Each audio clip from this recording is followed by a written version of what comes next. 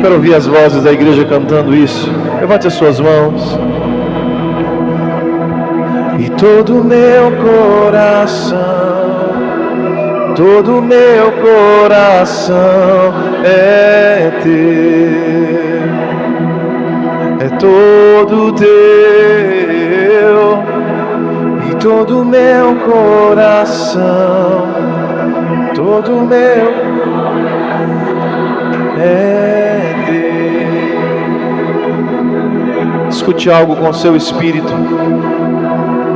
Escutar com o espírito é diferente de escutar com os ouvidos. Jesus contou uma parábola dizendo: certo homem tinha 2 filhos. E a um desses filhos ele disse: ei, vai trabalhar na minha vinha.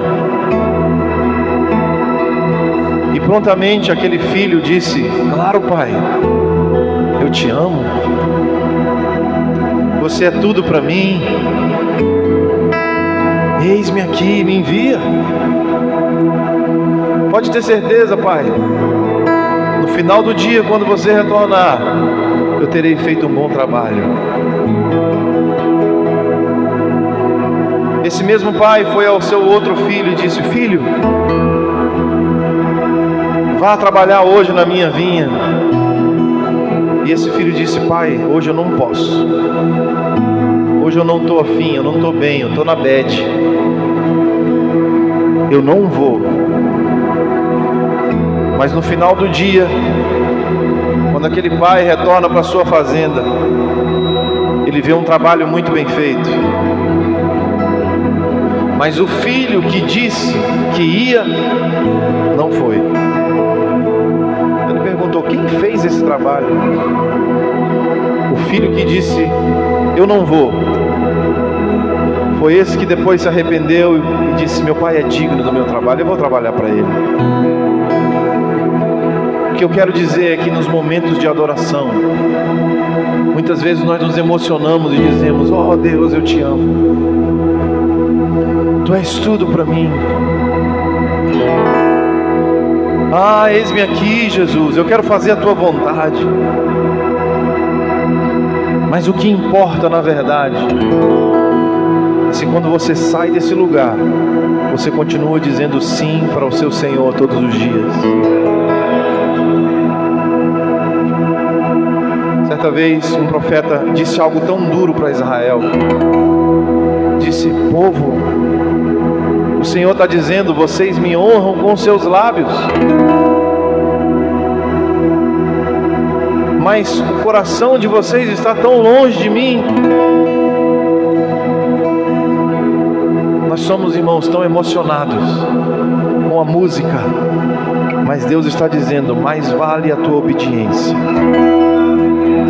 Mais vale a tua obediência. Escolha me obedecer. Um dia o rei Saul ofereceu para Deus um sacrifício. E quando o profeta chegou, ele disse: olha que sacrifício maravilhoso que eu entreguei para Deus. E o profeta Samuel disse: não foi isso que Deus te pediu. Deus não queria sacrifícios, Deus queria hoje obediência, porque mais vale obedecer do que sacrificar. Deus está dizendo: mais vale o teu sim na segunda-feira do que a canção que você canta no domingo. Mais vale o teu não para a pornografia do que a bela canção que você pode cantar para mim. Mais vale o teu não para alianças ilícitas, negócios ilícitos, corrupção, jeitinho brasileiro. Eu quero um povo que me honra com as suas atitudes. E eu quero declarar que esse mesmo Espírito que fez com que o coração do filho, que disse que não ia, o mesmo arrependimento que veio sobre ele, a mesma convicção: eu não posso fazer isso com meu pai, eu não posso negar o pedido do meu pai. Que esse Espírito recaia sobre nós hoje. Irmãos, a nossa geração precisa de uma experiência com um Deus que é o Senhor das nossas vidas. Nós facilmente o chamamos de paizinho, de meu amado, de belo. Sim, Ele é tudo isso, mas Ele quer voltar a ser o Senhor da sua jornada. Se o meu Senhor não me disser para ir, eu não vou. Se isso não agrada a Ele, eu não vou, porque eu não sou meu dono, eu tenho um dono. Levante as suas mãos e diga: Tu és o meu Senhor. Eu tenho um dono. Eu tenho um dono.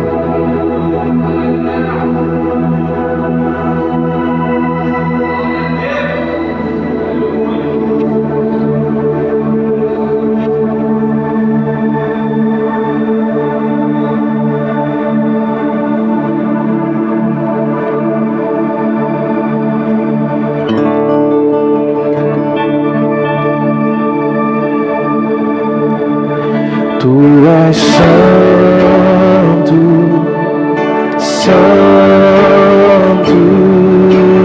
Deus.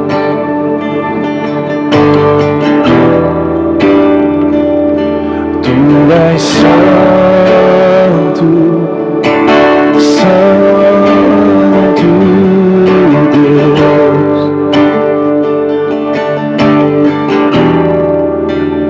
Eu preciso ter a tua santidade em mim. Eu preciso ter a tua santidade em mim, pois eu quero te ver, mas será impossível para mim ver a face do meu Deus sem a tua santidade. Eu não poderei te ver, não poderei te ver sem a tua santidade. Eu não poderei te ver, não poderei te ver, porque tu és santo. Vamos cantar isso. Santo, santo Deus.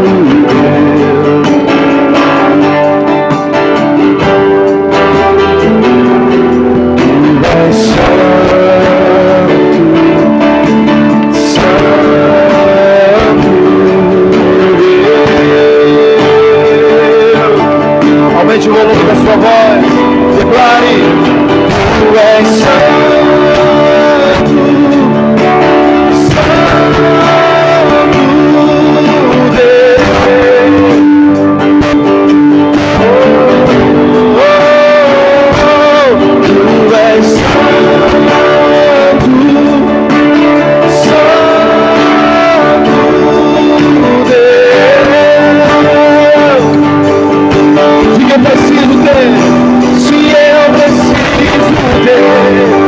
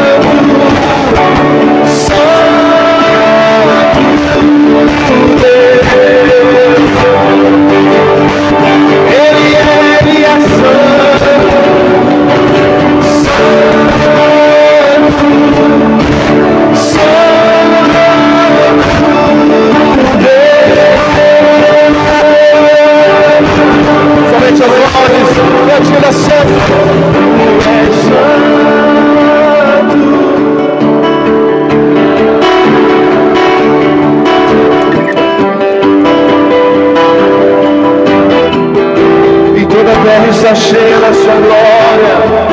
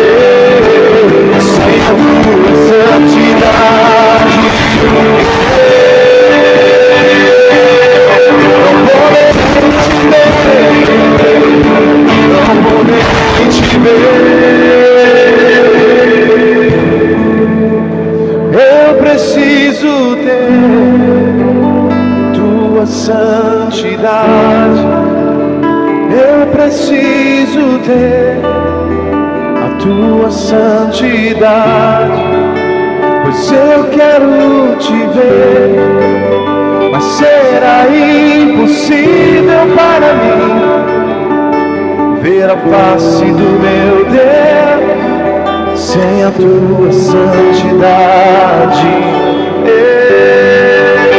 Eu não poderei te ver, não poderei te ver sem a tua santidade.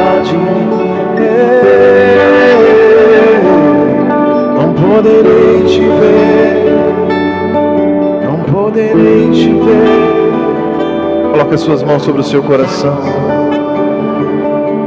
Sabe, Jesus, Ele consegue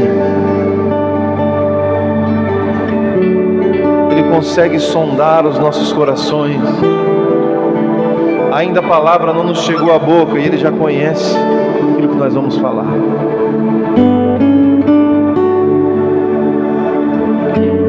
Presente para Ele as tuas guerras. Ele é um Deus de misericórdia.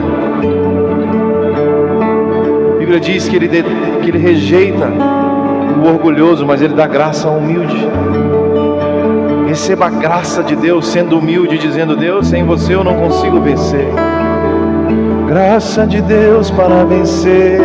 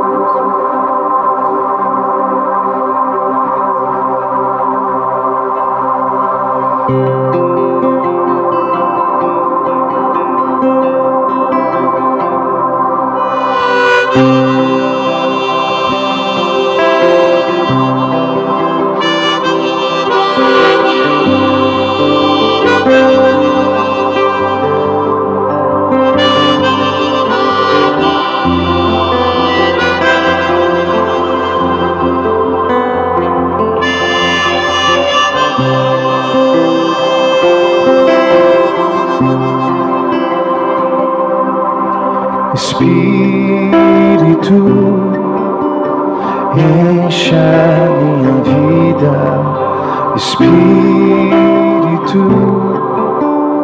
encha minha vida, enche-me do teu poder, pois de ti eu quero ser. Espírito, enche o meu ser.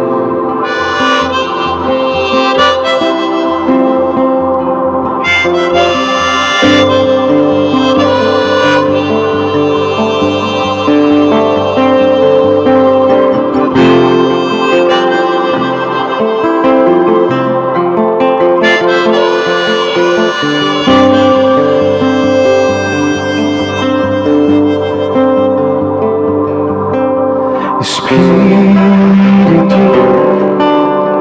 encha minha vida, Espírito, encha minha vida, enche-me do teu poder, pois de ti eu quero ser. Espírito, enche meu ser. Levante as suas mãos. As minhas mãos eu quero levantar e em louvor te adorar.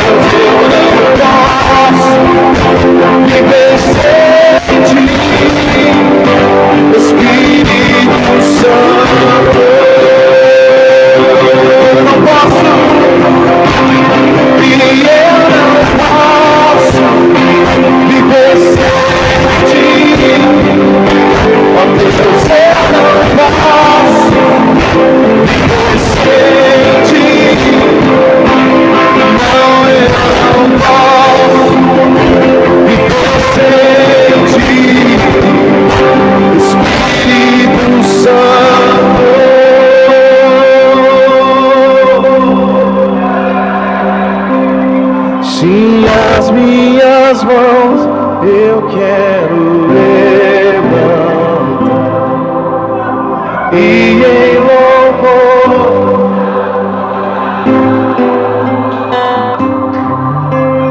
Meu coração eu quero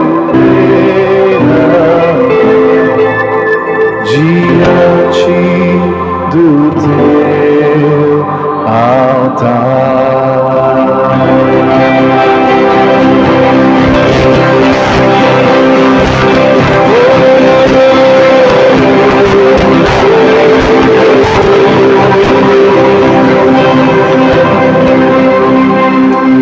Aleluia. Coloque a mão no ombro de alguém que está do seu lado assim, ó, do lado esquerdo, do lado direito. Diga assim: Espírito de Deus, enche o meu irmão da sua presença. Não deixe ele esquecer que ele não pode viver sem essa presença. Nós queremos ouvir a sua voz através da sua palavra. Eu abro o meu coração. Essa palavra vai me transformar de dentro para fora. Espírito de sabedoria e de revelação, vem sobre esse lugar, em nome de Jesus. Amém. Aplauda Jesus. Glória a Deus. Antes de se assentar, abraça aí umas 50 pessoas perto de você. Amém.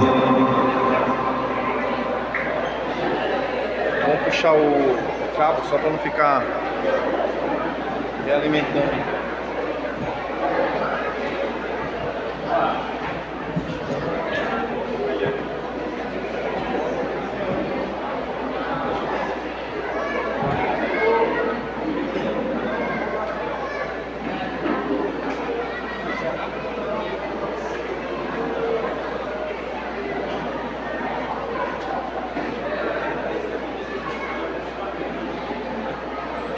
Cortou tudo, retorno.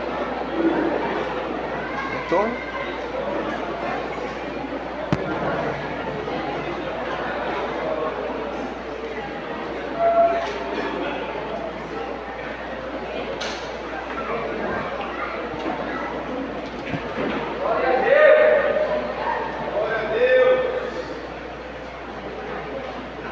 Tira o cubo dali de cima. Glória a Deus. Quem está feliz com Jesus aí? Está feliz com Jesus aí? E Jesus está feliz com você? Bora, gente, com convicção. Amém. Glória a Deus. Vamos lá, pessoal. Estou com uma palavra queimando no meu coração já tem algum tempo. E eu queria que a gente pudesse baixar as luzes para eu poder te mostrar uma imagem aqui no telão. Vamos lá. Já chegou para você aí a imagem? Enquanto chega a imagem, abra sua Bíblia em Números 2. Números 2, verso 1. Diz assim, ó: O Senhor disse a Moisés e a Arão: Os israelitas acamparão ao redor da tenda do encontro, a certa distância, cada homem junto à sua bandeira, com os emblemas da sua família. Chegou para ti aí a imagem, querido? Deus está nos convocando para viver assim mais uma vez. Olha para mim aqui. O povo de Israel ficou no Egito, uma terra que não era deles, e eles ficaram lá escravizados por quantos anos, irmãos? Quantos? 400 anos. Você sabe o que a antropologia diz, que é o estudo do homem? Ela diz assim: se você quiser fincar uma cultura em uma nação, você tem que ficar repetindo aquela cultura durante 40 anos, que é o ciclo de uma geração. E aí você tem que repetir por mais 40 anos, que é o ciclo de uma segunda geração. E aí aquilo fica entranhado em nós, fica entranhado como família. Por exemplo, quantos anos vocês acham que os paraenses tomam açaí? Desde que o Pará existe, meu irmão. Por que virou cultura? Porque fazem anos e anos e séculos que as pessoas vêm ficando com a boca roxa. Glória a Deus por isso. A única coisa que eu ainda não consegui provar aqui do Pará, eu amo a culinária de vocês, tá? Mas a única coisa que eu ainda não consegui me dar bem com ela foi a maniçoba. Eu olho para aquele negócio verde e eu penso que vai sair uma mão assim, vai me pegar. Aí a pessoa disse assim: come, pastor, que é tranquilo. Isso aí só tem um probleminha: se cozinhar menos de 7 dias, tu morre. Mas você pode comer. Eu fico imaginando, irmão, quantos índios não morreram para inventar a maniçoba. Vai lá a tribo, né? A tribo Fu, vai lá, hein? Vamos fazer a maniçoba, vamos, hein? Cozinha um dia, morre. Cozinha 2 dias, morre. Gente, é muita vontade de comer maniçoba, não é não? Você imaginou quantos índios, até o último índio, sobrevivia? 7 dias que a gente tem que cozinhar esse negócio. Mas faz parte da sua cultura. Para o paraense deixar de amar o açaí, o paraense deixar de amar a maniçoba, vocês precisariam de 80 anos sem açaí. Gente, é pior do que o inferno isso, não é não? 80 anos sem a maniçoba. Estou falando de algo cultural. Talvez o seu bisneto podia se lembrar: olha, a minha avó contou para minha mãe, que a mãe dela contou para minha avó que tinha uma fruta, que o nome era açaí, que tinha uma comida, que era maniçoba. Agora você imagina esse povo de Deus durante 400 anos. Fala comigo, 400 anos. Irmãos, foi o ciclo de várias gerações. Essa geração de Moisés, ela não conhecia o Senhor, porque há 400 anos eles estavam escravizados. Tudo que eles sabiam sobre Deus era através da cultura do Egito. Por mais que eles estavam ali contando as histórias de pai para filho, de filho para pai, de avô para neto, eles não conseguiam reter toda a cultura. E era muito novo. Era Abraão, Isaque, Jacó. E aí já veio José, que foi para o Egito, se tornou um grande homem, influente, usado por Deus. Mas o livro de Êxodo, quando você começa a ler Êxodo, diz assim: então levantou-se um faraó que não reconhecia quem era José. E ele conhece, então, só aquele povo que está se tornando gigantesco. Fala assim: se a gente não oprimir esse povo, eles vão se tornar tão numerosos e eles vão tomar de nós o nosso reino. Então a gente tem que escravizar eles. E ele começava então a matar crianças, deixar as mulheres estéreis para que elas não procriassem mais. Então esse povo já não conhecia mais as ordenanças de Deus. Esse povo não fazia mais sacrifícios. Esse povo não adorava mais a Deus, porque eles não sabiam. Quem está comigo aqui? Amém. Foi tirado da cultura deles a adoração. Foi tirado da cultura deles tudo aquilo que Abraão, Isaque e Jacó, né? Aqueles homens que caminharam com Deus, eles tinham apenas pequenos resquícios da vontade de Deus sobre a vida deles. E aí vem um homem chamado Moisés, e esse homem liberta o povo do Egito. E uma das coisas que ele diz para o povo: olha, Deus, o Deus dos nossos antepassados me enviou, e ele se revelou a mim, e ele disse que ele vai nos levar para uma terra que emana leite e mel. E todo mundo começou então a glorificar a Deus, dizer: é isso que nós queremos, liberdade para viver as promessas de Deus, para viver numa terra que emana leite e mel. Quantos aqui querem as promessas de Deus para a sua vida? Só que o povo precisava ser preparado. Você pode falar para alguém assim: não fuja do processo de Deus. O povo precisava ser preparado. Se eles entrassem na terra prometida sem conhecer a Deus, eles abandonariam a Deus. Se eles entrassem na terra que emana leite e mel despreparados, eles iriam morrer. Deus queria levantar uma nação forte e principalmente uma nação que representasse o seu nome. Irmãos, a cultura de Israel é tão forte, que até hoje estamos vendo, Israel tem menos de 100 anos que foi reconhecido como uma nação e é uma potência mundial na tecnologia, é uma potência mundial na indústria, uma potência mundial na medicina. Sabe por quê? Porque os princípios de Deus dados para eles nesse tempo de deserto permanecem vivos até hoje. Vem guerras, irmãos, as nações se juntam. Depois você pesquisa sobre a guerra de 6 dias, 6 nações se juntaram contra Israel. Israel tinha apenas 40 dias de oficializada e Deus deu vitória para aquele povo de forma milagrosa. Eu não estou dizendo que Israel é inocente, não estou dizendo que Israel está fazendo a coisa certa, mas eu estou dizendo que Israel carrega princípios fortes de Deus até hoje. Sabe por quê? Porque 40 anos no deserto firmou dentro deles a cultura do reino de Deus. Quantos querem a cultura do reino de Deus dentro do seu coração? E a primeira ordem que Deus deu para Moisés foi: construa um tabernáculo. Vamos desligar as luzes, se der, para a gente tentar ver essa imagem.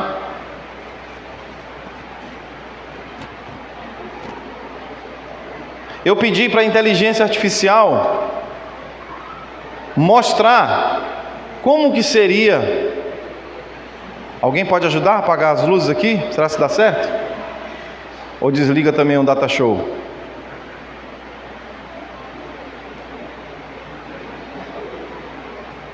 Opa, isso, obrigado.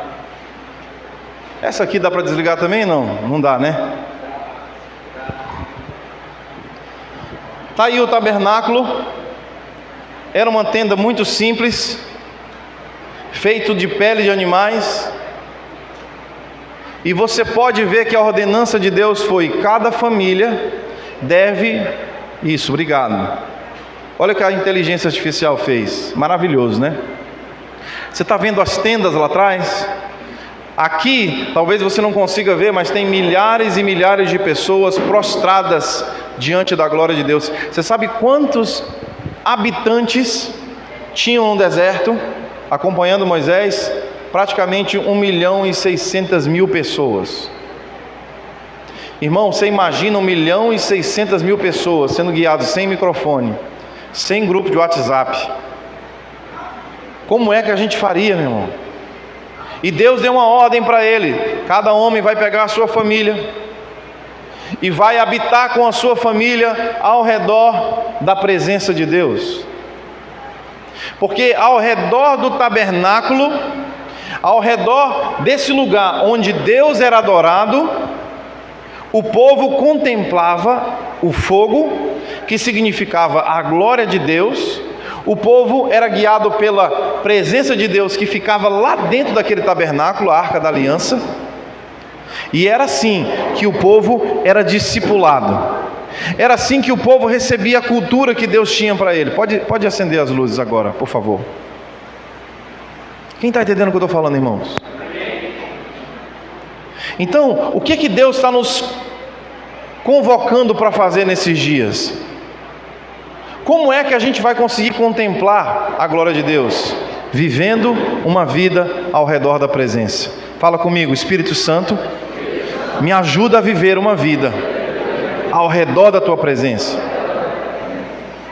Existe um engano muito grande entre os evangélicos. Eles acham assim: quem consegue viver full time buscando a Deus é o pastor e a pastora. Agora, quem não é tempo integral no ministério, não consegue, sabe, irmão? Tem uma vida assim tão espiritual, não consegue ficar orando e buscando a Deus. Afinal de contas, a gente tem que trabalhar, né? A gente tem que fazer as coisas. Resposta errada. Deixa eu te falar uma coisa. Desde que você entregou sua vida a Jesus, não sei se te avisaram, mas você se transformou em um missionário em tempo integral. Missionário não é só aquele que está pregando em outra nação. Missionário muitas vezes é um cara que está dirigindo Uber, e o carro dele é um lugar missionário. Talvez você vai ser um dentista e lá você vai pregar o evangelho, e é até bom que a pessoa não consegue nem refutar. Jesus te ama.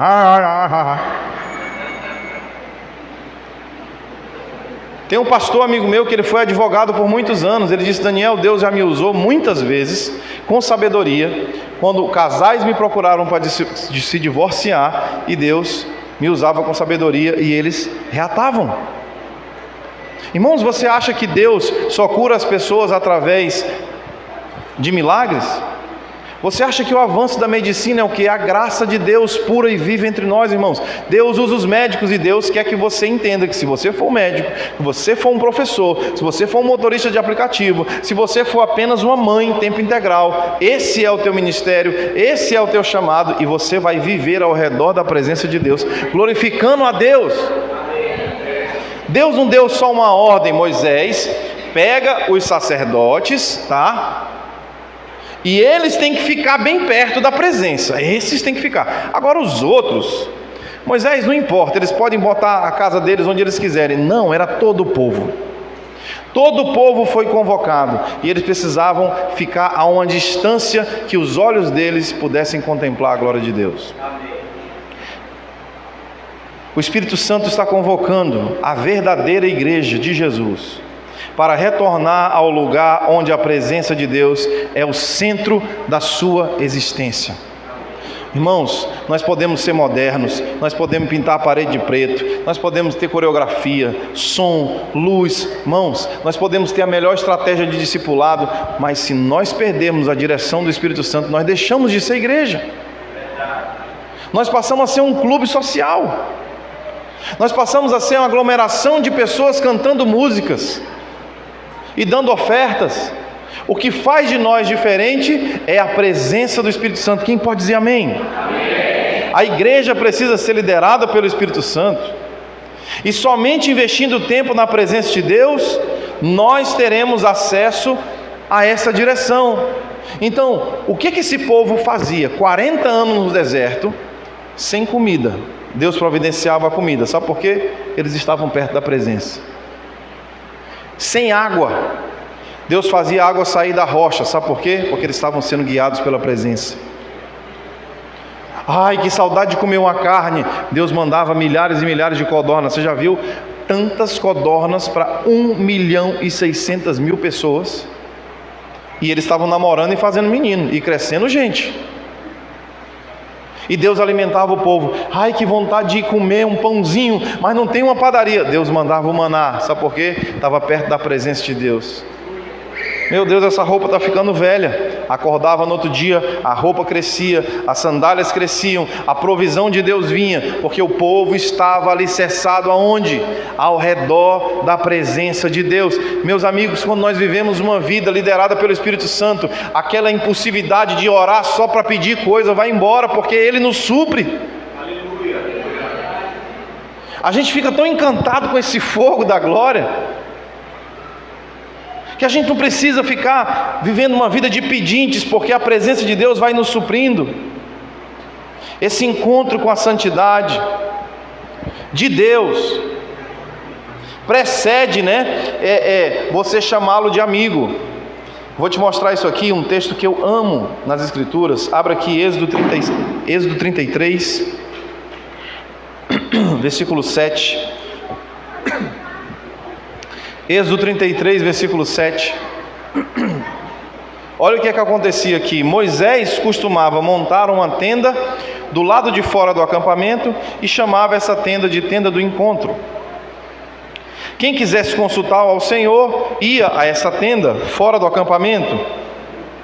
E sempre que Moisés ia até a tenda do encontro, todo o povo se levantava e ficava de pé à entrada das suas tendas, observando até que ele entrasse na tenda.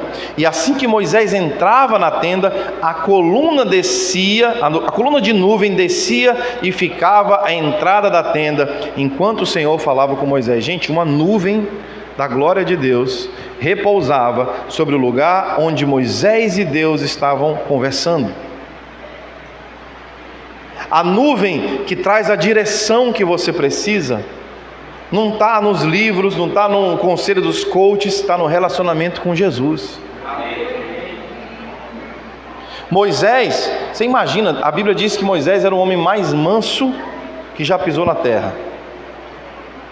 Irmão, como é que dá para ser manso lutando contra Faraó?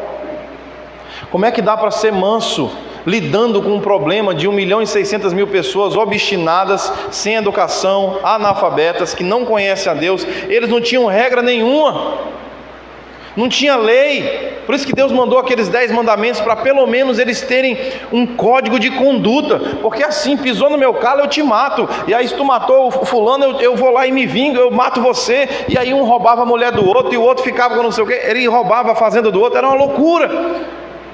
Então Deus começa a trazer ordem, enviando a lei: não roube, não cobiça a mulher do seu irmão, não adore outros deuses. Quem está entendendo o que eu estou falando?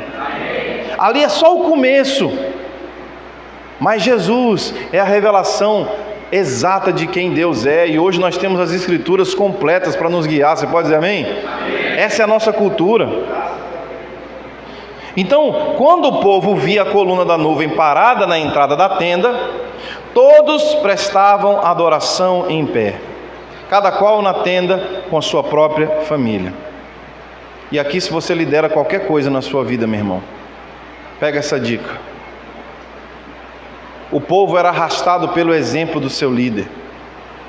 O povo olhava para o relacionamento de Moisés com Deus, e a resposta deles era: levanta mulher, levanta menino, vamos adorar a esse Deus. Olha lá, Moisés está adorando, nós temos que adorar também. A glória de Deus está repousando sobre aquele lugar, a glória de Deus precisa nos guiar. Quem está entendendo o que eu estou falando? Quanto mais cheio da presença de Deus você for, papai e mamãe, mais assertivo será o jeito que você vai cuidar dos seus filhos. Quantas as vezes, irmão, quantas vezes a gente perguntando para Deus: Senhor, como é que eu aconselho meu filho? E o Espírito Santo dá o conselho. O Espírito Santo traz o conselho. Quantas vezes eu, sem saber o que fazer com a minha filha com paralisia cerebral, que ainda não fala, que ainda não anda, mas Deus está fazendo um milagre, quem crê? E quantas vezes, irmãos, a gente não sabia o que fazer, levava no hospital, o médico dizia que era uma coisa, cara, vamos orar, e Deus mostrava para a gente, era outra coisa, e estava certo. Se você exerce liderança sobre qualquer área na sociedade, você precisa da glória de Deus, porque esse mundo está perdido e Deus quer liderar esse mundo, mas Ele já enviou Jesus e agora a bola está conosco. Através do Espírito Santo a bola está conosco, e Ele colocou sobre nós essa responsabilidade de sermos os seus pés, as suas mãos, e sermos a manifestação de Deus aqui. Então, como é que esse homem conseguiu sucesso? Todos os dias ele ficava na tenda do encontro, falando com Deus. E a Bíblia diz assim, versículo 11: o Senhor falava com Moisés face a face. Você pode dizer face a face? Olhando nos olhos. Como alguém que fala com seu amigo. Gente, olha a comparação de amizade entre esses dois. Agora deixa eu te falar uma coisa aqui. Deixa eu te fazer uma pergunta. Quantos aqui querem ser chamados de amigos de Deus? Ah, meus amigos, é maravilhoso ser amigo de Deus. Tem até aquela música maravilhosa, né? Não existe nada melhor do que ser amigo de Deus. Essa música é fantástica. Agora, qual foi o primeiro encontro de Moisés com Deus? Foi: e aí, amigão? Foi assim? Quem se lembra? Moisés está vendo aquela sarça, aquela árvore pegando fogo e não se consumia, Ele olha para aquilo, ele chega mais perto, e quando ele se aproxima, ele ouve aquela voz falando: não chega mais perto, senão você morre. Tira as sandálias dos teus pés, porque eu sou um Deus santo. Se curva diante da minha presença, porque eu sou o Deus dos teus antepassados. E Moisés então começa a tremer de medo na presença de Deus. O primeiro contato que ele tem com Deus não é um contato de amigo, é um contato de santidade. Depois que Moisés conhece a um Deus santo, depois que Moisés conhece o temor do Senhor, depois que Moisés observa os sinais, os prodígios e maravilhas, aquele Deus que se vinga dos seus inimigos, aí chegou a hora de desfrutar de um relacionamento de amizade. Sabe o que me preocupa na nossa geração? Nós cantamos canções lindas para Deus, nós chamamos Ele de nosso amigão, de nosso papaizinho, aí é a casinha favorita, é o cucuruguti de Jesus, parece que Jesus é um ursinho de pelúcia, nhenhenhen. Mas a nossa geração precisa olhar nos olhos de fogo de Jesus. A nossa geração precisa de um encontro com a santidade de Jesus. Nossa geração precisa tremer de medo e arrancar as sandálias dos pés e falar assim: meu Deus, se não for a sua graça eu morro. Se nós quisermos realmente chamar Deus de nosso amigo, se nós quisermos viver ao redor da presença de Deus, como a gente estava falando aqui com essa imagem, primeiro você precisa de uma revelação que Deus é santo. E se Ele é santo, você precisa ser santo. Sede santo como eu sou santo. Sabe, irmãos, se Deus envia a sua glória sobre uma geração que não conhece a sua santidade, sabe o que a gente vai entender? Ai, que legal, eu posso viver minha vida de qualquer jeito e ser cheio do Espírito. Eu posso continuar pecando, eu posso continuar todo troncho, desalinhado, quebrado, porque eu estou sentindo a glória de Deus. Eu vou te falar uma coisa, eu tenho dúvidas. Muitas vezes eu tenho dúvidas se o que está nos tocando é realmente a glória de Deus. Muitas vezes eu tenho dúvidas se realmente o que nós estamos recebendo é o abraço do Espírito Santo, porque o Espírito Santo, ele não pode respaldar uma vida toda errada. E eu não estou falando só de ausência de erros, gente, porque hoje mesmo eu pequei. Alguém aqui pode garantir que até o final do ano não vai cometer nenhum pecado? Levanta a mão. Ninguém consegue.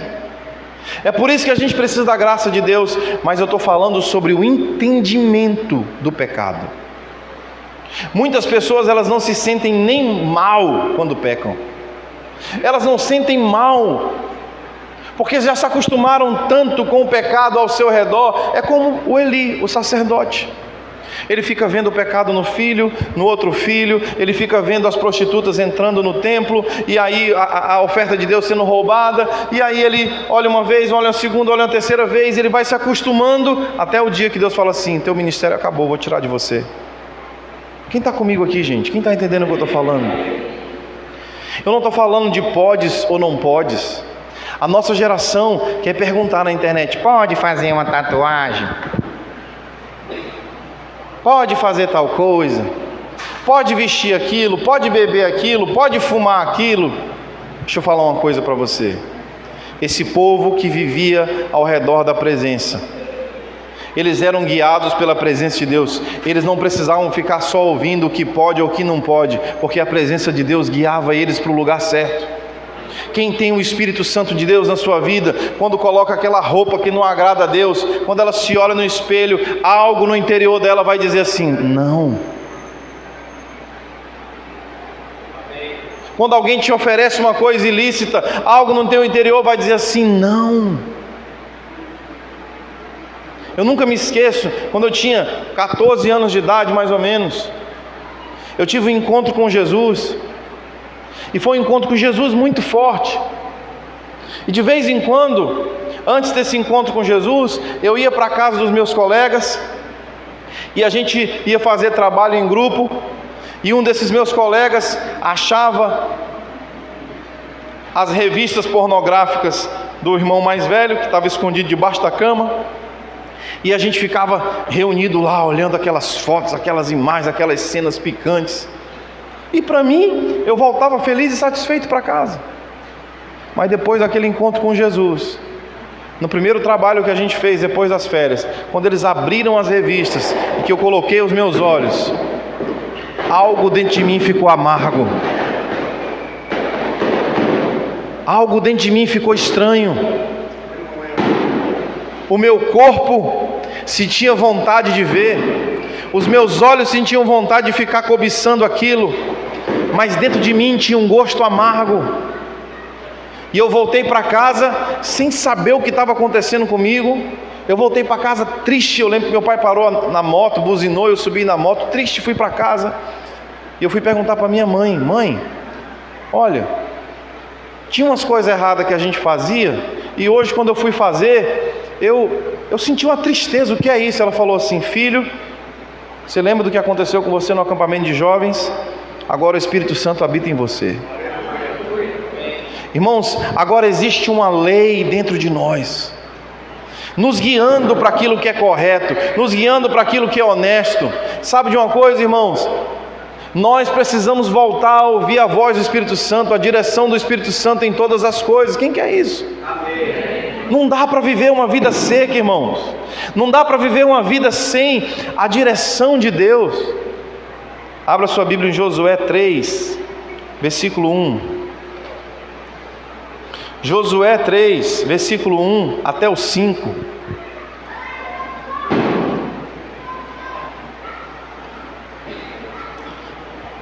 Está aí Josué tendo que levar o povo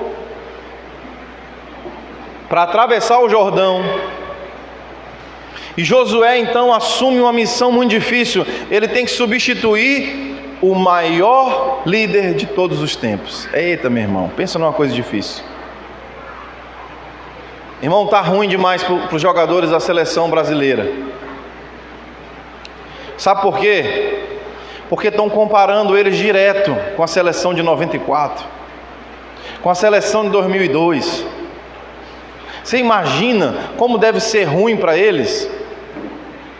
Toda hora alguém dizendo 1994, aquele povo jogava futebol, Bebeto e Romário.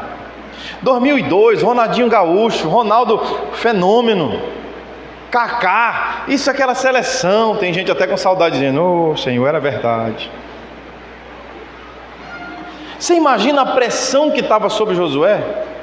Como é que ele substitui um craque desse, irmão? Como é que ele substitui o homem que libertou 1.600.000 pessoas? O homem que falava assim: hoje vai vir um monte de rã e vai entrar aqui no Egito. E acontecia. Agora vai vir câncer, e acontecia. Agora eu vou tocar aqui nessa água e vai virar sangue, e acontecia. Agora a gente vai atravessar o mar. Como é, Moisés? Está aqui, ó, pá, o homem que batia na rocha, saía água. Como é que você substitui um homem desse nível? E Deus então encontra Josué. Josué capítulo 1 fala assim: Moisés, meu servo, está morto. Te levanta, Josué, porque tu vai levar esse povo para a terra prometida. Agora está contigo o mesmo Espírito que estava sobre Moisés, agora está sobre você. Quem pode dizer amém? Amém. Irmão, é o mesmo Espírito, sim ou não? Sim. Mas Deus usou Josué da mesma forma que Moisés? Completamente diferente. Moisés orava e os milagres aconteciam. Josué recebeu uma unção de Deus para matar gente, para conquistar cidades. É o mesmo Espírito agindo de formas diferentes, em gerações diferentes. Quem está entendendo o que eu estou falando? É por isso que a gente não deve ficar se comparando com as pessoas. Por isso que a gente não deve ficar se comparando com as pessoas. Sabe o que aconteceu com Moisés? Onde está o corpo de Moisés, gente? Tem dois homens muito importantes que Deus escondeu o corpo. Esses dois homens apareceram do lado de Jesus no Monte da Transfiguração. Um representando a lei e outro representando os profetas. Deus escondeu o corpo desses homens. Por quê? Você imagina Josué tendo que liderar esse 1.600.000 pessoas para alcançar Canaã, destruir Jericó. E o povo chorando com o caixão de Moisés. Ai, não vai dar para vencer a guerra, Moisés está morto. Você sabe que, culturalmente falando, quanto mais importante a patente da pessoa, do povo de Israel, mais dias de velório. Lembra quando aconteceu aquele negócio que o terrorista do Hamas entrou lá? Irmãos, foram 21 dias de choro. Agora você imagina Deus querendo entregar a terra prometida para Josué e o povo chorando 40 dias e 40 noites por Moisés. Deixa eu falar uma coisa para você. Eu não sei se você é daqueles que fica com saudade. Ai, 2010 a escola papai foi uma benção. Tenho saudades. Mas sabe de uma coisa? 2024 é o dia que eu vou viver as maiores experiências com Deus de toda a minha vida. Quando eu tiver 60, 70, 80 anos, eu vou ver meus filhos, eu vou ver meus netos pregando o evangelho, fazendo grandes coisas, e eu vou me alegrar, e se Deus quiser, eu ainda vou dar uns mortal para trás, dando glória. Porque, irmão, tem muita gente querendo alcançar coisas novas em Deus, chorando pelo passado. Sabe por que Deus escondeu o corpo de Elias? Porque Deus já tinha ungido Eliseu. Eliseu foi um profeta 2 vezes mais ungido do que Elias. E o povo procurando o corpo de Elias. Tem muita gente querendo procurar as coisas antigas, e Deus já está fazendo coisas novas. Deus tem coisas maravilhosas. Então Josué abre o coração em 3 dias de oração e fala assim: Deus, eu não sei como é que eu levo esse povo para esse lugar que eu nunca passei na minha vida, como é que eu faço? Aí fala o seguinte: de manhã cedo, Josué e todos os israelitas partiram da cidade de Sitim e foram até o rio Jordão, onde acamparam antes de atravessar o rio. 3 dias depois, esse foi o tempo que Josué ficou orando e buscando direção de Deus. Os oficiais percorreram o acampamento e deram essa ordem ao povo: quando vocês virem a arca do Senhor, o seu Deus, e os sacerdotes levitas carregando a arca, saiam das suas posições e sigam a arca. Mas mantenham a distância de cerca de 900 metros entre vocês e a arca. Não se aproximem demais. Desse modo, vocês saberão que caminho devem seguir, pois para onde vocês irão, nunca passaram por lá. E Josué ordenou ao povo: santifiquem-se hoje, porque amanhã o Senhor fará maravilhas entre vocês. Irmão, o segredo dos segredos para alcançar o que Deus tem para você: santifica hoje. Escolhe a pureza hoje, escolhe a santidade hoje, porque isso é uma semente, isso é uma chave que abre portas. Amanhã Deus começa a fazer maravilhas sobre a sua vida, sobre a sua casa. Não importa quantos anos você vai ter que ficar dizendo não, parece que todo mundo está prosperando e você não está, parece que está todo mundo se dando bem e você não está, parece que é muito mais difícil fazer a coisa certa do que a coisa errada, e você fica lá. Mas eu te prometo, amanhã Deus vai fazer maravilhas. E como é que eu chego num lugar que eu nunca fui? A arca de Deus, que simbolizava a presença de Deus, foi colocada no ombro dos sacerdotes. Cada pessoa ficava mais ou menos 900 metros, você imagina? Olhando para a arca. Eu não sei para onde ir, mas se a arca virar para a direita, eu vou para a direita. Se a arca parar, eu paro. Se ela voltar para trás, eu dou marcha ré. Se a arca correr, eu corro. Porque é desse jeito que eu vou encontrar a vontade perfeita de Deus para a minha vida. Irmãos, isso acaba até com ansiedade. Porque a gente quer saber o futuro, e a ansiedade é esse medo do futuro, é fazer conta de uma forma que a gente não consegue entender, e a gente fica com medo, Eu fui muito ansioso, irmãos. Você imagina um cara falar para você assim: sua filha nunca vai falar, sua filha nunca vai andar? Muitas vezes eu acordava de madrugada com meu coração batendo forte, parecia que ia sair pela boca. E se eu morrer, quem vai cuidar da minha filha? E se eu não tiver dinheiro, como é que ela vai fazer aquele tratamento? Eu fiquei ansioso quando o cara falou para mim: sua filha tem até os 7 anos. para desenvolver. Depois até os 12. Depois disso, ela não desenvolve mais. Meu irmão, eu vendi carro, eu vendi casa, eu vendi instrumento, eu ia injetando todo o dinheiro que eu tinha em tratamento.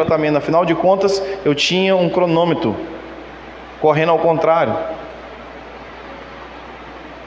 Até um dia que eu tive um encontro com o Senhor e Ele acalmou a guerra no meu coração, dizendo: calma, calma que eu cuido de tudo. Descansa a tua alma, descansa o teu coração. Irmãos, a ansiedade faz você tentar fazer as coisas do seu jeito, quando a forma de Deus é você ficar olhando para a presença e seguindo a presença, olhando para a presença e seguindo a presença. Cutuca quem está perto de você e fala assim: é simples. É simples. Eu lembro quando eu tinha 21 anos de idade, eu fui convidado para ministrar num congresso de adoração lá em Belo Horizonte. Primeira vez que eu entrei num avião na minha vida. Fui lá com a minha banda, você imagina? Há mais de 20 anos atrás, o pessoal pagando a passagem de avião para todo mundo. Entrando no avião, o pastor Ricardo Massai era o tecladista da banda nesse tempo. Imagina, eu estava bem tecladista, não estava? Entramos no avião, descemos lá. Irmãos, a gente começou a tocar, a glória de Deus veio sobre o lugar. E tinha um homem de Deus lá que, quando ele pregava, eu sentia tanta presença de Deus. Quando ele profetizava, era algo maravilhoso. Eu falei: meu Deus, esse homem é maravilhoso, que homem incrível, que homem cheio da presença de Deus. Ah, se eu pudesse caminhar com um homem desse. Ah, se eu pudesse ser discipulado por um homem desse. No terceiro dia de evento, a gente estava no café da manhã, e esse homem chegou com olhos cheios de lágrimas e disse assim: filho, a Europa precisa desse fogo que tu carrega. Eu quero te fazer uma proposta. Eu quero caminhar com você, eu quero discipular você. Eu quero que você se mude para a Holanda. E eu quero falar uma coisa para ti. Eu conheço muitos produtores musicais lá. Produtor do Third Day, do Delírios, eu conheço esses caras. O teu som é bonito, a tua voz é legal. Eu vou te colocar em contato com esses caras. Em 6 meses você está cantando em inglês. Vamos! Irmão, eu senti uma empolgação tão grande. Eu falei: é hoje que eu saio do Maranhão.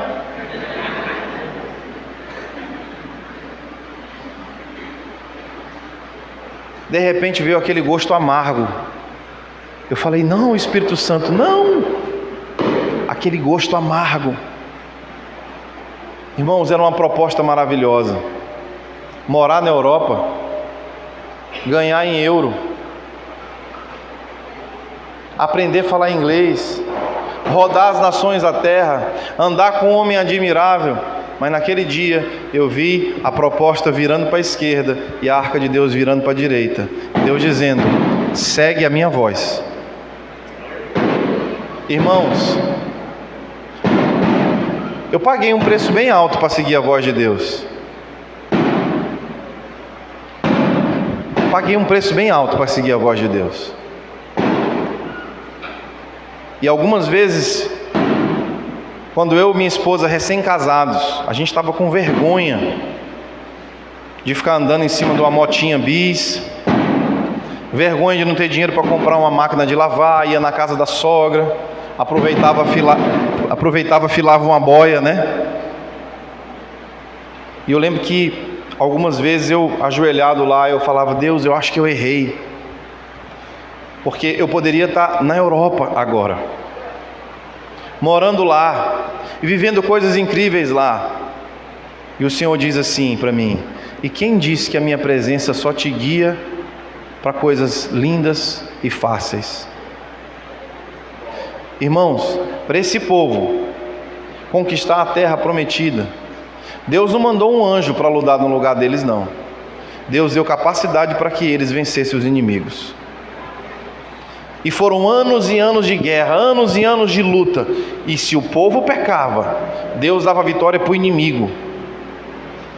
Eu vou falar uma coisa para você: viver ao redor da presença de Deus não significa ter uma vida fácil. Viver ao redor da presença de Deus é uma situação de sobrevivência. Você está lá e Deus permite que você tenha uma filha com paralisia cerebral. Deus permite que sua esposa, se ela quiser ter outro filho, ela pode morrer. Deus permite que você não tenha um dinheiro suficiente. Deus permite que você seja traído, que você seja caluniado. Deus permite que você, quando você estiver finalmente morando na beira da praia, em Florianópolis, dizendo, pronto, tá uma benção, Deus fala assim, mude para São Paulo. Enquanto Florianópolis emana sol e praia, São Paulo emana motoboy e fumaça. É lá no meio desse fervo aqui que eu quero que você more. Não, Deus não faz isso. E Deus um dia me fez uma pergunta: você prefere um lugar confortável sem a minha presença ou um lugar desconfortável com a minha presença? Eu disse, Senhor, assim você me quebra, porque eu não sei viver sem a tua presença, sem a tua direção. Você está disposto a abrir mão dos teus sonhos se a arca de Deus for para outro lugar? Você está disposto a abrir mão dos teus projetos, de não casar com aquela pessoa que você está apaixonado, se a presença de Deus gerar um gosto amargo no teu espírito? Muitas pessoas estão reprimindo a voz de Deus no seu interior, porque elas querem lutar pela sua vontade, elas querem lutar pelos seus desejos. Então quando a voz de Deus vem e começa a falar com elas reprimem. Tem gente que começa a orar e jejuar, e aí quando a vontade de Deus começa a aparecer e que é contrária à vontade dela, ela larga o jejum, ela larga a oração, porque ela é obstinada para fazer o que ela quer fazer. Mas eu quero declarar que Deus está levantando você com esse desejo de ir até as últimas consequências para viver o que Deus tem para a sua vida, meu irmão. Viver ao redor da presença. Ai, é lindo aquela imagem, todo mundo ao redor da presença. Mas você já imaginou aquele povo andando por um mês? Ai, não aguento mais andar. Que hora que essa nuvem vai parar? Criança chorando, sem um solzinho, sem uma árvorezinha, sem um oásis. De repente a nuvem para. Água, uma gramazinha, árvores frutíferas. E Deus deixa aquele povo lá 1, 2, 3, 4 meses, povo feliz. E de repente a nuvem começa a se mover, e os levitas começam a tocar uma trombeta. Pam, pam. Gente, eu detesto fazer mala. Alguém gosta de fazer mala aqui? Tem outra coisa que eu detesto. Eu estou pagando um preço muito alto lá em São Paulo. Sabe por quê? Porque eu detesto me mudar, irmão. E pobre é uma lasqueira, né? Porque a gente descobre o tanto de coisa que a gente tem quando a gente vai mudar, e um tanto de coisa que não presta, que a gente está guardando. E você fala assim, para que diacho que eu tinha isso aqui há tantos anos? Para nada. Para nada. Sabe por que o povo se mudava constantemente? Para Deus arrancar a tralha da vida deles. Deixa eu tirar de você o que não presta, deixa eu tirar de você aquilo que você está acumulando. E aí o povo tinha que caminhar e tinha que seguir a nuvem de Deus. Ei, meu irmão, muitas pessoas estão escolhendo o evangelho do conforto. Prega para mim, pastor, fala para mim, me ensina. Para que ler a Bíblia? Toda segunda-feira, 10 horas da manhã, tem um Jesuscope lá com aquele podcast. Eu vou ouvir. Para que estudar a Bíblia? Toda semana sai 3 episódios do Luciano Subirá estudando a Bíblia com a gente, ensinando tudo. Para quê? Tem lá o curso do Hernani Dias Lopes. Tem lá o fulano de tal. E eu estou citando só gente boa, mas tem gente que segue um bocado de gente que não presta, que fica se enganando.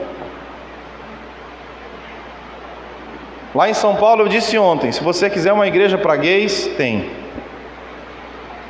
Se você quiser uma igreja que aceita adúltero, tem. Se você quiser uma igreja que o dízimo é a metade do preço, promoção, tem também. Se você quiser uma igreja que eles vão arrancar de você todo o dinheiro e sair de lá devendo, você também tem. Se você quiser uma igreja que ensina a verdade, tem. Se você quiser uma igreja que te engana, você também tem. Mas quem é guiado pela voz do bom pastor não será enganado. Jesus fez essa promessa, irmãos. Você sabe que Jesus, mesmo sendo o Filho de Deus, mesmo sendo a própria encarnação da glória de Deus, sabe o que Jesus fazia? Falava assim: discípulos, fique aqui, eu preciso ficar na presença de Deus. E sumia por dias e dias e dias, conectado com Deus. E lá Deus trazia direção para ele, lá Deus supria o coração dele, lá Deus fazia com que a fome e a sede de Jesus fossem saciadas na presença de Deus. E essa vida de oração de Jesus, essa vida de comunhão com Deus, os discípulos ficavam olhando para aquilo e recebendo aquilo, e isso se transformou no DNA da igreja. A igreja precisa entrar nesse lugar onde Jesus nos ensinou. Abra sua Bíblia em Atos 13, versículo 2.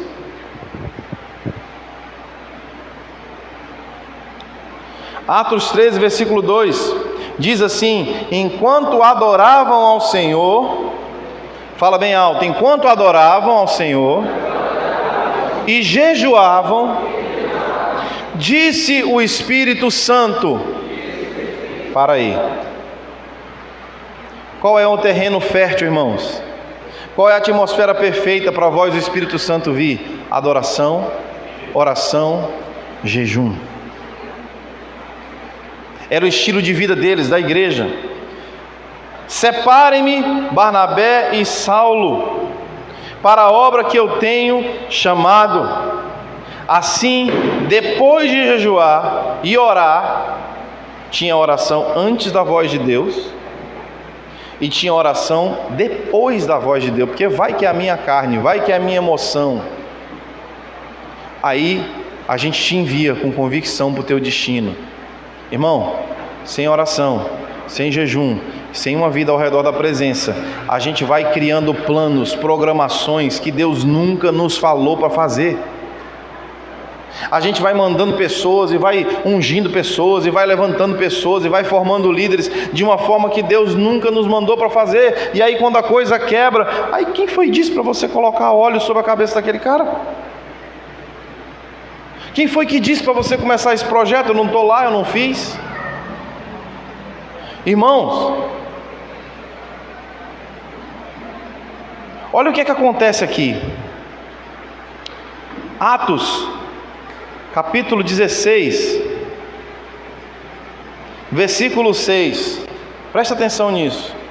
Olha, uma vida ao redor da presença não é uma vida ao redor da igreja, é uma vida ao redor da presença. Paulo estava viajando naquela viagem missionária que o Espírito Santo disse para eles irem. Paulo e seus companheiros viajaram pela região da Frígia e da Galácia. Presta atenção nisso.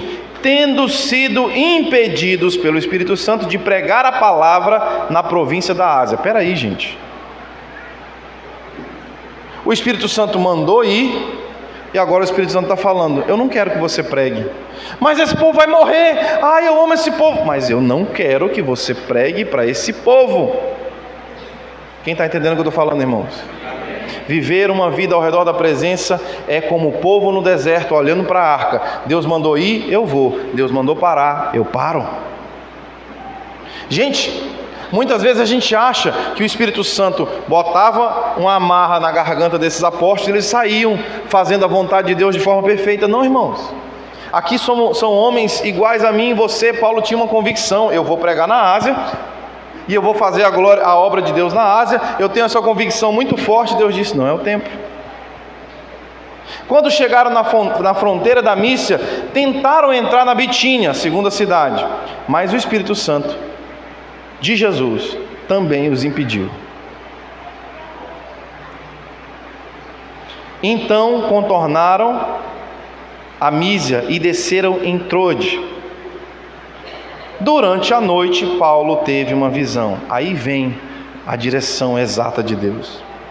na qual um homem da Macedônia estava de pé e suplicava: passe a Macedônia e me ajude. Depois que Paulo teve essa visão, prepararam imediatamente para partir para a Macedônia, concluindo que Deus tinha chamado para lhes pregar o Evangelho.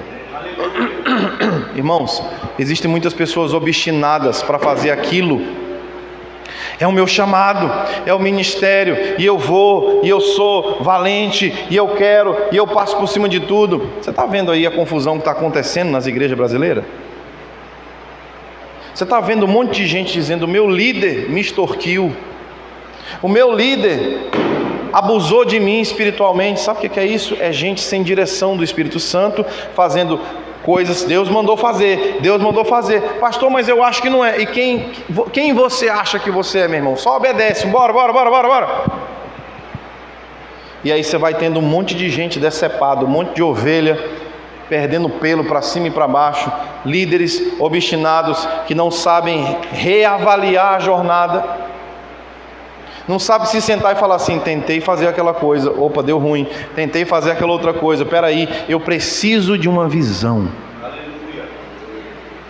eu preciso que seja nítido. Espírito Santo, fala comigo, me mostra onde é que você quer que eu vá. E ele é trode, vai para lá, me busca, ora. Deus abre a visão de Paulo e ele entende, é a Macedônia. Irmãos, não tem problema errar, até o apóstolo Paulo errou. O problema é você viver uma vida longe da presença de Deus, onde o Espírito Santo não tem mais vez, onde o Espírito Santo não pode ser o Senhor da tua jornada. E Deus está restaurando os teus ouvidos espirituais nessa noite, para que você possa voltar a ouvi-lo. E eu vou finalizar com isso. Depois dessa visão de Trode, Paulo então vai até a Macedônia. Olha o que é que acontece com Paulo na Macedônia, versículo 16. Certo dia, indo nós para o lugar de oração. Para onde que eles estavam indo, gente? Aonde? Na Macedônia, onde Deus tinha falado para eles pregarem o Evangelho. Eles estavam indo pregar o Evangelho? Não, eles estavam indo orar. Eles encontravam um lugar de oração e ficavam ali, investindo tempo na presença, orando. Depois você dá uma olhada no livro de Atos e você vai ver várias vezes uma situação assim: procurando nós um lugar para orar, um lugar para ficar na presença. Não existia obra sem a voz do Espírito Santo. Não existia obra sem sentir a unção de Deus guiando eles. Certo dia, indo nós para o lugar de oração, encontramos uma escrava que predizia o futuro. Ela ganhava muito dinheiro para os seus senhores, e essa moça seguia Paulo e a nós, gritando: esses homens são servos de Deus, eles anunciam o caminho da salvação. E ela continuou fazendo isso por muitos dias. Diga, muitos dias. Por muitos dias eles iam para o lugar de oração. Prioridade deles não era expulsar o demônio, a prioridade deles era ir para o lugar de oração. Muitos dias naquele lugar de oração, muitos dias passando pela cidade, vendo tantas necessidades daquela pessoa endemoniada. O Espírito Santo já tinha falado para mandar expulsar? Não. Eles estavam lá perseverando em oração. Fala assim: eu quero perseverar em oração, eu quero perseverar no lugar da presença de Deus. Vamos lá, diga bem alto, com convicção. Irmãos, até um dia que Paulo expulsou esse demônio.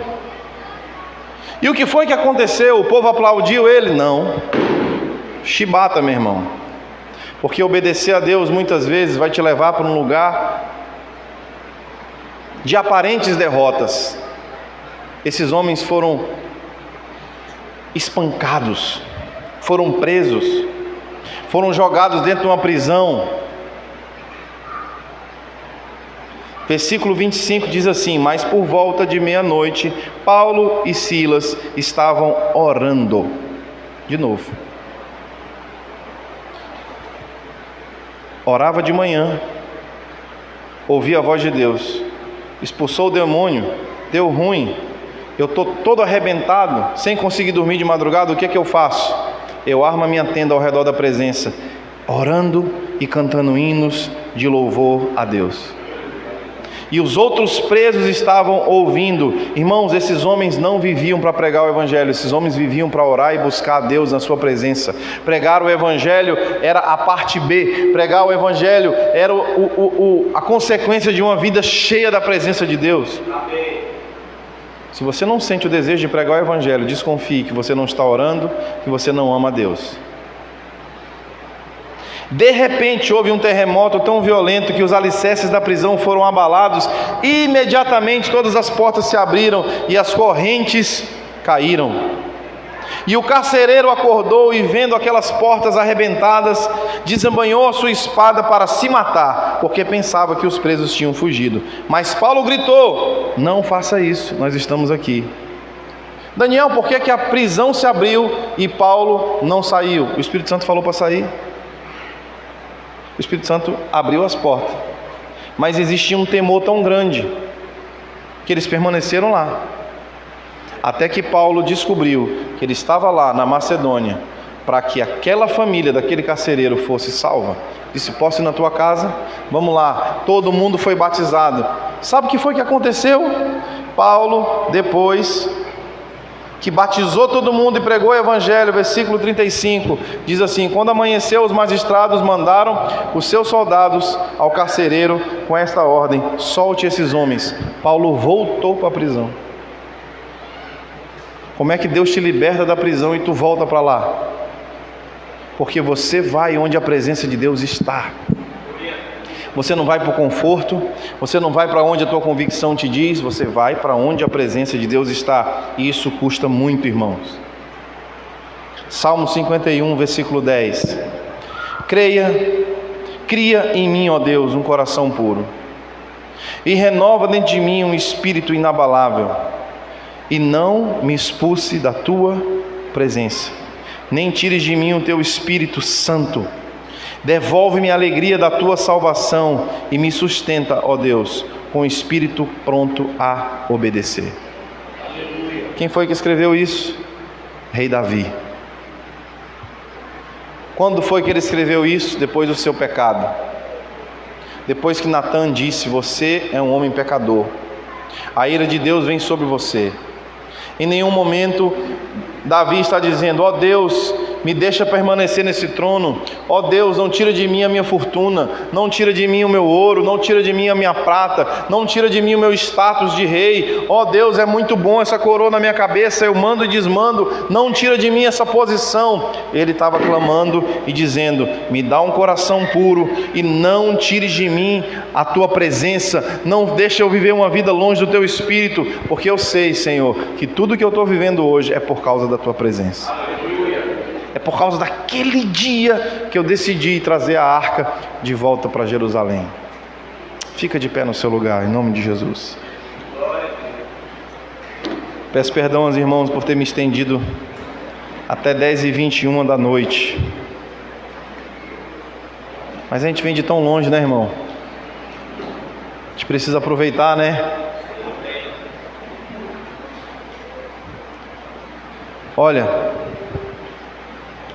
muitas vezes a gente acha que viver ao redor da presença vai cair um raio na nossa casa, e que Deus vai nos mostrar de uma forma sobrenatural como viver ao redor da presença. Um dia eu falei: Deus, como é que eu vou viver ao redor da presença? Deus disse assim: pega uma cartolina, escreve o que eu vou te falar. Número 1, falar com Jesus. Número 2, fazer xixi e escovar o dente. Número 3, sentar na mesa, tomar café e fazer devocional. Número 4, brincar. Pega isso, bota na porta do quarto do teu filho de 5 anos de idade.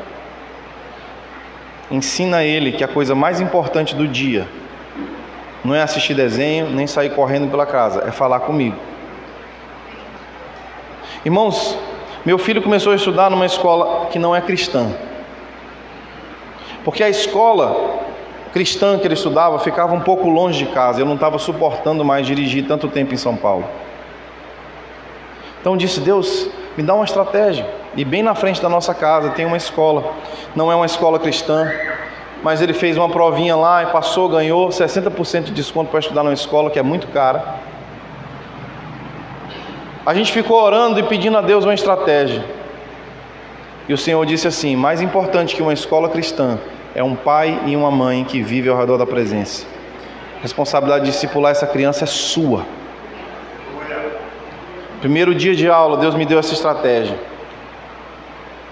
A primeira semana, eu falei: cadê o Éden que não veio para o café ainda da manhã? Fui lá na porta do quarto dele, bati, ele está lá sentado na cama balançando as pernas. Falei: filho, e aí o que está fazendo? Ele falou: pai, é porque eu estou querendo falar com Jesus, mas eu não sei o que eu vou falar. Disse: pois espera aí. Eu sentei do lado dele, peguei na mãozinha dele: repete o que o papai está falando, vamos falar com Jesus. Oramos, ele me abraçou. Vamos para o café da manhã, liga um sonzinho lá. Irmão, não sabe cantar? Bota o Daniel Alencar lá, não tem problema. Bota uma musiquinha lá, dá um bom dia para a esposa, pega a Bíblia. Irmãos, não precisa mais do que 5 minutos. Irmão, se Jesus é bom sozinho, imagina com tapioca e café, irmão. Deus falou assim: se de manhã vocês orarem e me buscarem, essa criança vai blindada para a escola. Irmãos, é mais simples do que você imagina. Deus quer teu coração. Deus quer um relacionamento com você. Deus não quer só um homem e uma mulher religioso andando pelas ruas dessa cidade. Coloca suas mãos para frente assim, fecha os seus olhos. Deus vai te dar uma estratégia nítida de como você e a sua casa vão viver ao redor da presença de Deus. Deus mostrou para mim que era no café da manhã. E quantas vezes, irmãos, Deus nos mostrou coisas tão importantes. A cuidadora da minha filha, uma mulher de Deus venezuelana que mora conosco, ela começou a ter um problema de pele horrível. Todos os médicos que ela ia, dava errado. Toda a medicação que ela tomava, dava errado. Até um dia que ela chorou muito, falou: não aguento mais. No café da manhã, enquanto a gente estava orando, Deus me deu uma visão do rosto de uma moça. Falei: eu conheço essa moça é lá da igreja. Procurei até que achei no Instagram. E estava escrito lá na bio dela: médica especialista em doenças de pele. Eu falei: Camila, conversa com essa moça. Essa moça é lá da igreja. Minha esposa entrou em contato com ela. Na segunda consulta, a doença de pele começou a desaparecer. Onde Deus mostrou? No café da manhã. Não foi num culto de oração poderoso, não foi um profeta enviado por Deus. Irmãos, nós temos expectativas falsas muitas vezes. A voz de Deus está tão perto de você. Coloca suas mãos para frente e diga assim: Espírito de Deus, me deixa ouvir. Espírito Santo de Deus, eu quero ser guiado por Ti. Oh Pai, em nome de Jesus eu oro, Senhor, por cada pessoa que está aqui, por cada irmão, cada irmã. Cada um deles tem um desafio, cada um deles tem um deserto para enfrentar, cada um deles tem uma terra para conquistar. E eu sei, ó Deus, que se nós ficarmos ao redor da Sua presença, ao redor da Sua glória, nós vamos Te ver, e nós vamos ser encontrados por Ti. E assim como você guiou o apóstolo Paulo, você pode e vai nos guiar. Assim como você deu sabedoria para Moisés, você vai nos dar sabedoria. Assim como você deu sabedoria para Josué, você vai nos dar sabedoria. Assim como você deu sabedoria para cada homem que nós vemos na palavra de Deus, o Senhor vai nos dar essa sabedoria. Nós queremos tirar os nossos olhos daquilo que é fútil. Nós queremos tirar os nossos olhos daquilo que é distração. Nós queremos colocar os nossos olhos em Ti e só em Ti, porque Tu és digno de honra, de glória e de todo louvor. Levante a sua mão direita para o céu e diga assim: Espírito Santo, eu faço uma aliança contigo nessa noite, de armar a minha tenda ao redor da Sua presença, em nome de Jesus. Amém? Que Deus te abençoe. Aleluia.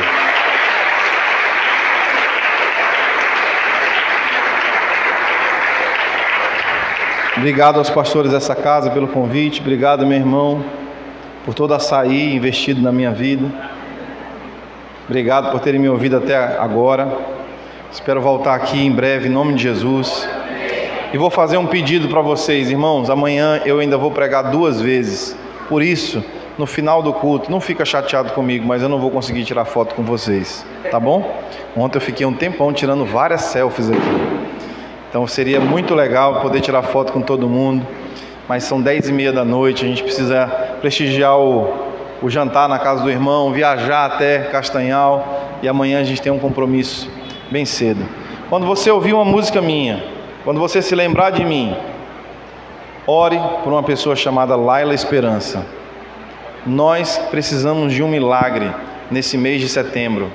Apareceu uma pequena pedra na vesícula da minha filha e o médico disse que se essa pedra não sumir até o primeiro final de semana de setembro, ela vai ter que tirar a vesícula. Quantos aqui acreditam num Deus de milagres? Então ore. E já ore comigo agora e disse assim: Espírito Santo, nós ordenamos que essa pedra na vesícula da Laila seja desfeita, que ela desapareça. Ela não vai precisar passar por nenhuma cirurgia, em nome de Jesus. Amém. Você crê? Glória a Deus.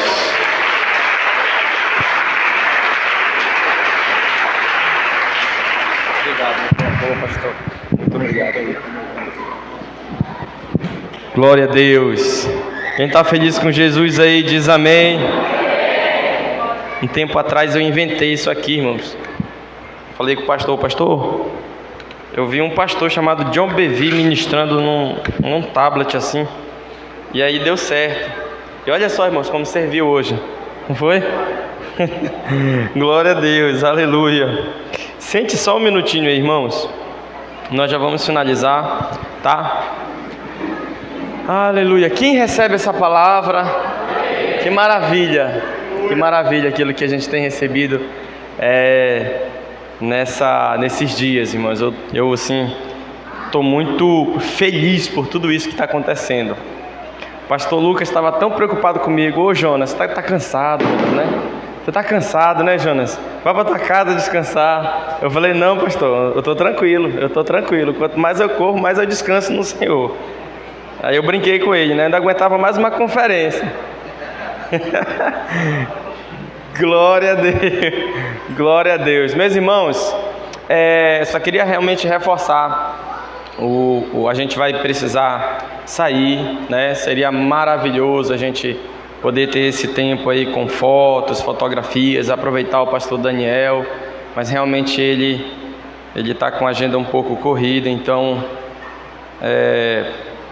realmente não vai ser possível ele estar fazendo fotos agora, tá bom? Glória a Deus, ninguém vai ficar chateado não, né? Tá todo mundo curado aí.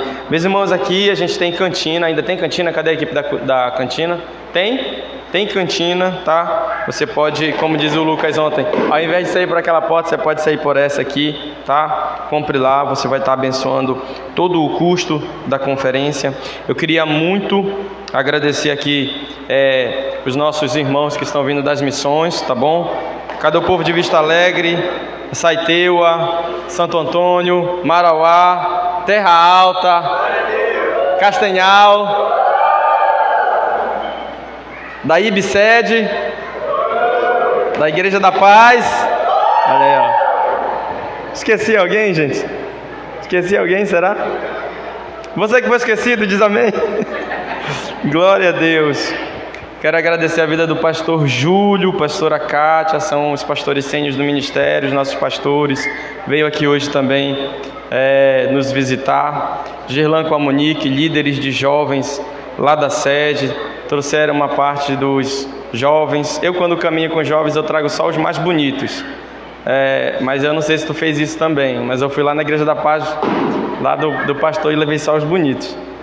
Amém? Nem me toquei, né? Que aqui pode estar os que não foram, aí vão ficar chateados. Agora que eu percebi que eu falei isso. Pastor Alessandro, líder de jovens lá da Igreja da Paz, muito obrigado também. Glória a Deus. Amanhã começa 9 horas da manhã Amém? Diga assim comigo: eu estarei aqui às 9 horas.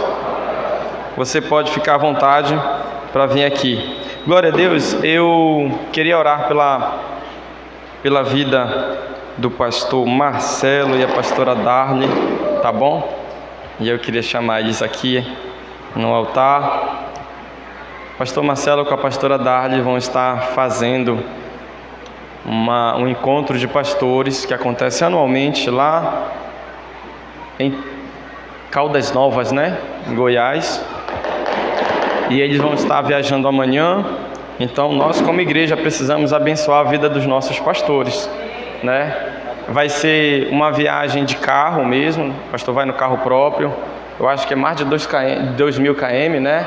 É uma viagem bem longa, então é cansativa.